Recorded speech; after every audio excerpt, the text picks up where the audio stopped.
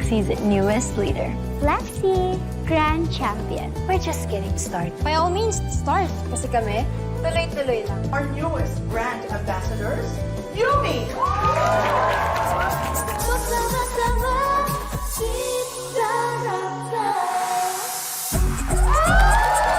Ang lakas ng pakiramdam ko na parang may tinatago si Nadara sa pag-alis nila. Even si Megan, she's been acting so weird and problematic lately. Bakit? Bakit ka namumuli na magkapatid tayo? Kapatid kita! Kahit kailan, hindi kita matatanggap na kapatid. Hindi mo ko naiintindihan, hindi mo alam. Kasalanan ko yun, ako yung bunga nun.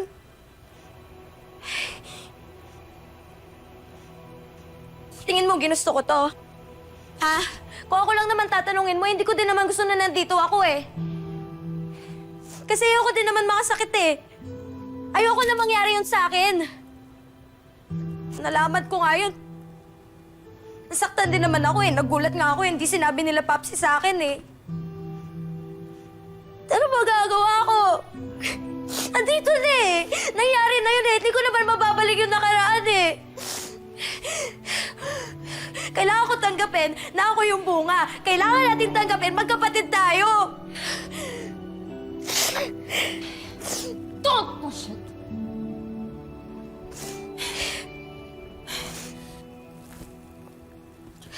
Ayaw mo ba nun?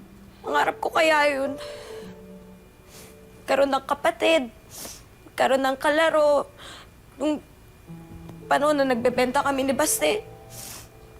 Siya lang yung meron ako, kaya mahal na mahal ko yun eh. Mahal na mahal ko lahat ng kaibigan ko. Si Yuna, si Nancy, pati kayo. Kahit di ko matanggap yung nalaman ko yung totoo, alam mo kung yung pag-aan doon? Na yung kasama ko sa pag-abot ng mga pangarap ko, yung tinuring kong kaibigan, kapatid ko din pala. Kasi kaya nun, kapatid ako. Ayaw mo ba nun? Baka ikaw may gusto. Ayoko.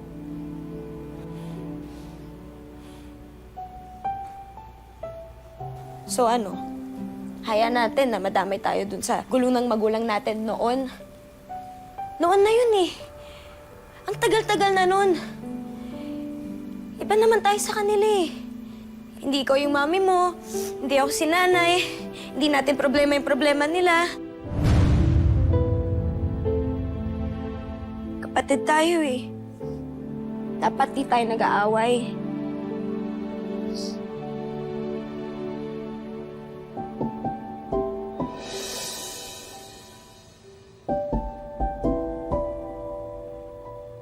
Tingin ko, kung buhay yung tatay natin, magkagalit yun sa atin pag nakita nung nag-aaway tayong ganito.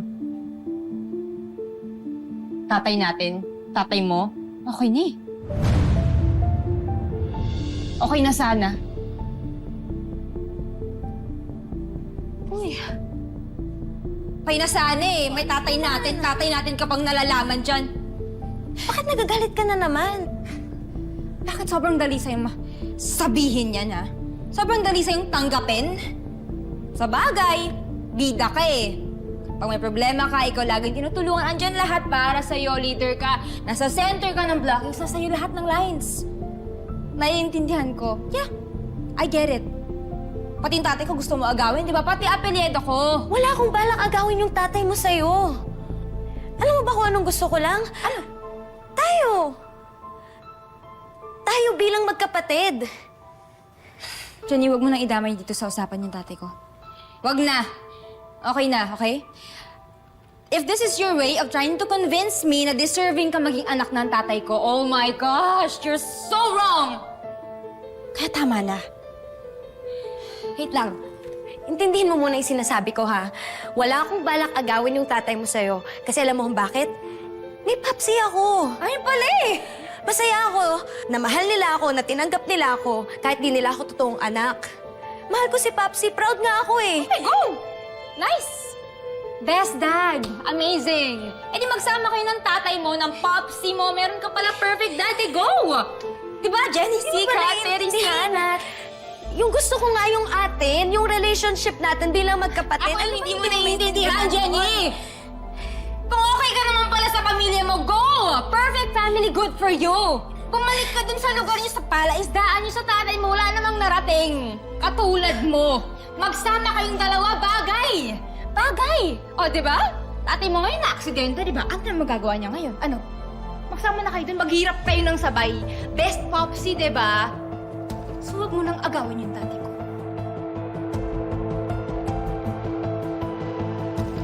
Akin lang yung daddy ko at sa'yo lang yung popsy mo.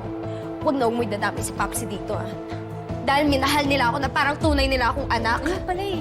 Sinasabi mong maghirap. Kahit doon kami lumaki, minahal nila ako, tinanggap nila ako, tinulungan nila ako sa lahat na mga gusto ko sa buhay. At sabi mo dyan, hanggang proud ako maging sikat, ha? Hindi ko kailangan ng pangalan mo na Halari para lang masabi na masaya ako at kontento ako. Okay. Jenny, sikat, very sikat. Perfect! Bagay kayo mag-ama. Sa'yo na yun. Sa'yo na yung apelido mo. Dahil hindi yun ang gusto ko. Akin lang yung daddy ko. Apelyido ko. Akin lang. Sa tingin mo, gusto mo pa maging parte ng pamilya niyo sa ugali mong yan? Okay na.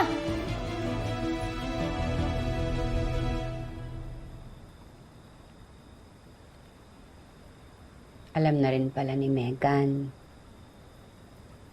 Pati si Dara nagsinungaling din sa akin. Masakit lang din ho para sa akin, Nay, na hindi po ako tanggap ni Megan bilang kapatid niya. Kala ko pa naman po na pag nalaman niya ho yung totoo, makabalik ho kami sa dati. Kung okay pa po kami. Kahit bilang kaibigan na nga lang po eh. Pero yun po pala yung dahilan kung bakit bumalik yung galit niya sa akin ulit. Kasi hindi niya kong matanggap yung totoo. Mahirap din naman para sa kanya yung malaman ang katotohanan. Alam ko, anak, mahirap yan. Kaya kung ganun ang nararamdaman niya, wala tayong ibang magagawa kundi irespeto yon. Pero, wag na wag mong ipipilit ang sarili mo para lang magustuhan ka niya. Patawarin mo ang nanay. Dahil sa nagawa kong gulo namin ni kayo ni Megan ang naapektuhan. Kahit kailan ho, Nay, hindi ko kayo sinisisi. Makulit lang ho talaga ako. Simula ho nung nalaman ko yung totoo, na-curious lang po talaga ako sa buong pagkatao. Alam mo yun na yung parang nag-reset eh. Kontento naman ho ako sa inyo ni Papsi. Wala na po akong ibang hihilingin pa. Nung nalaman ko lang ho kasing totoo, parang may kulang sa akin na hindi ako aandar hanggat hindi po buo yung pagkatao ko. Kaya gusto mong magkaayos kayo ni Megan para masagot yung mga tanong mo. At kahit papaano, mapunuan yung kulang sa puso mo. Ganon. Siguro po dahil dun sa nangyari po sa amin, mas dumami lang ho yung tanong sa isip ko. Katulad po ng bakit gano'n na lang ka-protective si Megan sa tatay niya? Ganun ba niya siya kamahal na hindi na kayang i-share sa iba? O kaya po si Dio Halari po kaya anong klase po siyang ama? Bakit po gano'n na lang din niya kamahal si Megan? Kung nabubuhay man po siya, matatanggap niya kung kaya ako. Mamahalin din po na kaya ako katulad ng pagmamahal niya kay Megan.